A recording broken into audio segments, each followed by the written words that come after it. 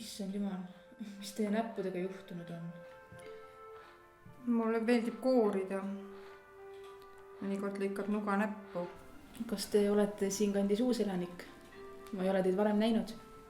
Mu ema suri ära. Ma olen siin juba paar kuud. No ilmselt me selle pärast ei olegi kohtunudki. Ma olin aasta otsa kodus. Mul sündis väike beebi, väike tüdruk. Kas teie ema pärandas teile korteri? Varem ma elasin linnas. Tere hommikust, Saima. Sa oled täna õige varajane.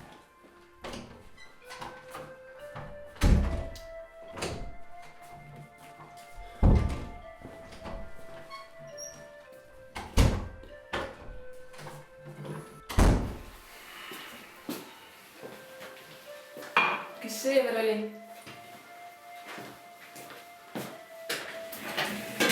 See oli Saima. Noh, ta on natuke... Noh, nägid ise. Aga kuidas ta siis niimoodi?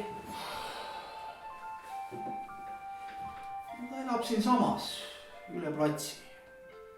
Oma ema majas või noh, oma ema pärandatud majas. Üksinda elabki. No ma ei tea, palju neid tal seal peas korraga on. Aga kuidas ta niimoodi hakkama saab? Kas tal on kedagi abiks? See haav oli ikka päris sügav. Tead, ta käib siin iga jumala päev. Kord on endale sisse lõiganud, kord on ennast ära löönud. Tead, niisuguste inimeste jaoks on spetsiaalsed kohad. Ma ei tea, miks jaoks ta neid ei kasuta. Tule vaata. Ta istub seal iga päev. Iga jumala päev. Miks? Sellepärast, et ta on peas soe. Korjab tammetõrusid. Tead, ma olen püüdnud teda igale poole ära sokutada, aga ei ole võimalik. Seaduse järgi on tal õigus seal majas elada.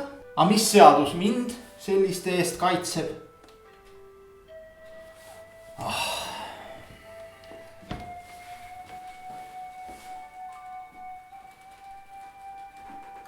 Ole hea, tee kohvi palun.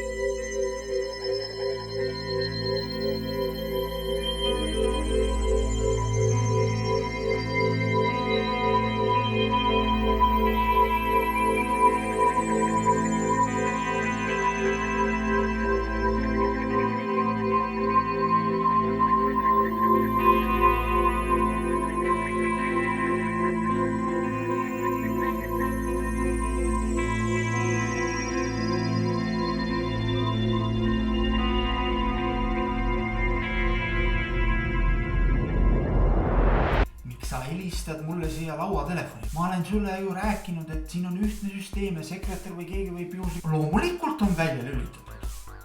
Ega ma ei hakka siis töö ajal oma miks? Küsin miks? Jaanika, kas sa kuuled mind? Oota üks hetk. Mine välja. Oota ukse taga. Või veel parem, mine koju. Mine koju. Söö vähem õunu. Ja lase peeru. Ja mine psühhiaatri juurde. Mina olen perearst.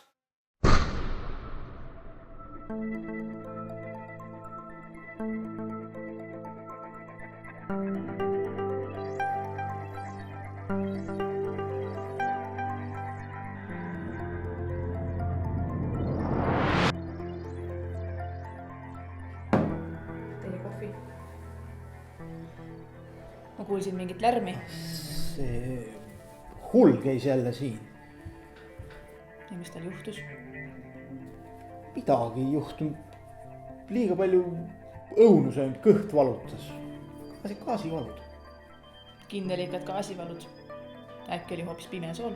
Kas sa ikka kontrollisid? Ei olnud pimes, pole seal mingit pimesoon.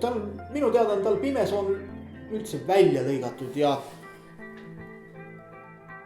Aga mine sa hullud ja...